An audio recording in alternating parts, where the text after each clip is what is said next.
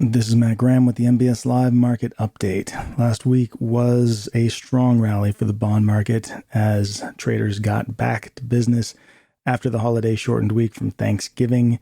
There are a few ways to view the recent trend, and one of them would be as a directional diagonal move toward lower yields that merely took a little bit of a break in the second half of Thanksgiving week and got back to business last week. It was certainly facilitated by Treasury auctions at the beginning of the week, with the 5-year auction on Monday afternoon, resulting in things getting started off on a stronger foot.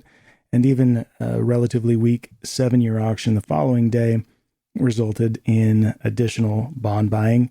Throughout the week, there were Fed speakers adding to a little bit of volatility, but generally to gains for the bond market, as it continues to be the case that they seem open to holding policy rates steady here. Several Fed speakers have been fairly vocal about their assessment of a shift in the economy, either via reports from their business contacts or by citing actual economic data. And that would suggest an end to the rate hike cycle. And one of them has even said that it would only take a few more months of agreeable economic data for the Fed to be in a position to consider rate cuts.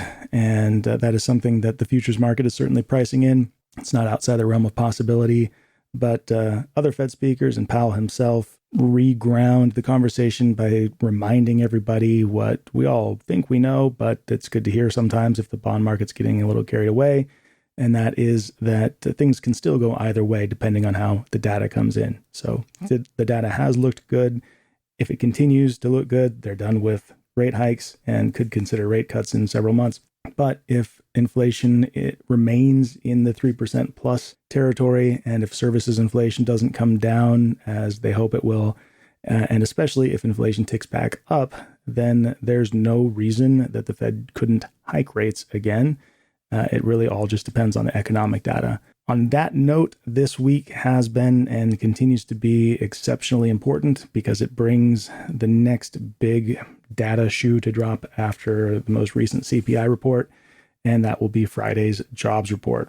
We have sort of bounced around in these cycles of CPI, NFP over the past few months as we have tried to detect a ceiling in rates or tried to confirm that the highest rates of the cycle are behind us. And it very likely will continue to be that case for the next 2 to 3 months, with CPI and NFP being the two most important reports. That's not to suggest that we can't see plenty of volatility surrounding other data. It's just that the CPI-NFP duo will confirm or reject those preliminary moves. As for this week's preliminary moves, those would come courtesy of things like JOLTS tomorrow, job openings and labor turnover survey. That's out at 10 a.m. Eastern time, concurrently with ISM non-manufacturing, another top-tier report that can have more of an impact than JOLTS, depending on how far from forecast either of those are. And then it's really, I wouldn't say quiet, but those are the only two top-tier reports of the week other than the jobs report on Friday. So jobless claims can have an impact on Thursday, ADP can have an impact on Wednesday, but realistically, we're looking at Friday's employment situation / non-farm payrolls for the deciding vote on the last little leg of this rally that we've seen over the past week. That's brought yields down from 4.5 all the way to under 4.2 at times, and it could actually approach 4% if the jobs report was weak enough, and it could easily bounce back up over 4.4 if the jobs report is super duper strong. I think if it's super duper strong, it might be taken with a grain of salt, considering the other economic data in play and just considering the general trend.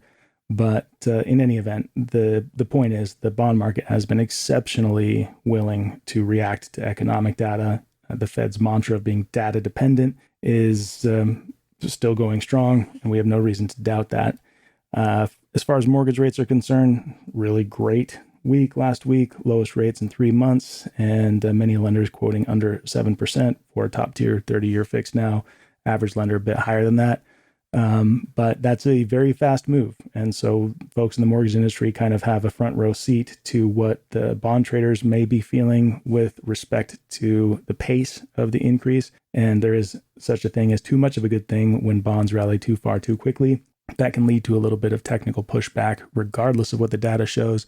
And the most important scenario to consider in that regard would be one where the data doesn't really give any clear indication this week that bonds should continue to rally. If that were to be the case, then the technical landscape might suggest to traders that pushing back up a little bit makes more sense given the pace of the move so far. That's going to do it for this week. Back to you.